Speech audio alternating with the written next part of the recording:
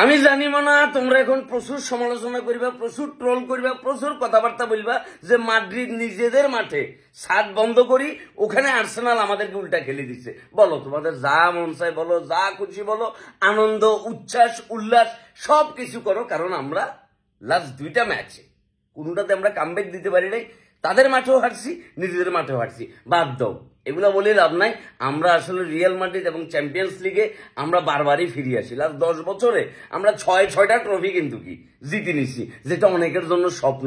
অনেকে তো 6 নাম্বার উজ্জ্বলটা চোখেও দেখে নাই। কিচ্ছু করিবার নাই, এটা রিয়েলিটি। ফুটবল হচ্ছে মোমেন্টের খেলা।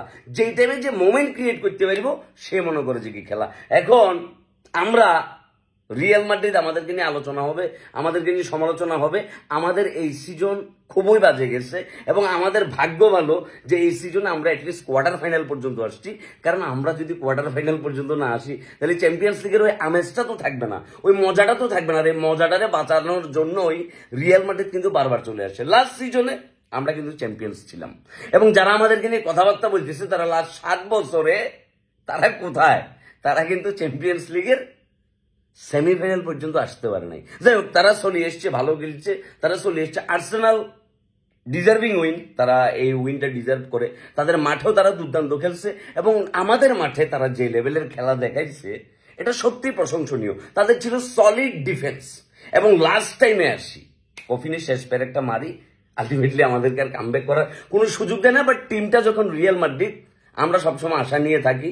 আমাদের হাতে এখনো লা লিগা, হয়তো আমরা ছিটকে গেছি কোপা দেল রে, আমাদের তারপরও ভালো যাচ্ছে না বার্সেলোনার সাথে। ঠিক আছে, সবকিছু মিলে এটুকুই বলবো, মাদ্রিদ ফ্যানরা হতাশ হওয়ার কিছু নাই।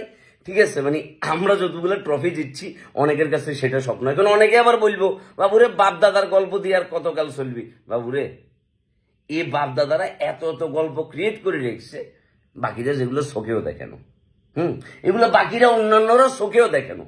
এখন এইগুলো বলি আমার নিজেকে সান্ত্বনা দেওয়া ছাড়া এই মুহূর্তে তো আর কিছু করার নাই। ওই যে ফুটবল যেহেতু মোমেন্টের খেলা, এখন এই মোমেন্টে আমরা সবচেয়ে ডাউন পয়েন্টে আছি, আমরা সবচেয়ে ডাউন সিচুয়েশনে আছি যে মাদ্রিদের নিজেদের মাঠে এমন একটা সিচুয়েশন হয়েছে, আমাদের তো আসলে এখান থেকে কামব্যাক করার কোনো সুযোগ নাই। বিকজ অফ আমাদের চ্যাম্পিয়ন্স লিগ জার্নি এখানেই শেষ। লা লিগা 2 দিন পরে হয়তো শেষ হবে, তারপর আসতেছে মানে কোপা দেল রে, মানে আর কিছু তো বলার নাই আমাদের আসলে। সো মাদ্রিদ ফ্যানদেরকে উজ্জীবিত করতে হবে, এছাড়া তো আর কোনো কাজ নাই। হালা মাদ্রিদ, হালা মাদ্রিদ, হালা মাদ্রিদ। আমরা জেতার মতো খেলি নেই। আমরা যদি জেতার মতো খেলতাম তাহলে হয়তো আমরা ম্যাচটা জিততাম। ম্যাচটা না জিতলেও কি আমরা একটা প্রপার সম্মানজনক কি কামব্যাক দিতে পারতাম, আমরা সেটাও করতে পারি না। বরঞ্চ আমাদের মাঠে আসি উল্টা তারা কামব্যাক দেখি, তারা দেখাই দিয়েছে আর্সেনাল যে ফুটবলটা কিভাবে খেলতে হয় এবং এই সিজনে তারা সে ফর্মে আছে। বাকিদেরকে তো আমরা এতদিন শিখাইছি রিয়াল মাদ্রিদ যে কেমনে করে উঁচুলের ট্রফি নিতে হয়। এক হাতে তো হয় না, 2 হাত 3বার দিলে 15টা হয়, তারপরে মনে করো যে কি। এখন এটা হয়েছে কথা। সো যারা রিয়াল মাদ্রিদ স্বৈরাচার রিয়াল মাদ্রিদের পতন দেখার জন্য আজকে রাত্রে জাগিয়েছিল, তোমাদের জন্য আজকে ঈদের রাত, তোমরা উৎসব করো, উল্লাস করো, আনন্দ করো। আর আমরা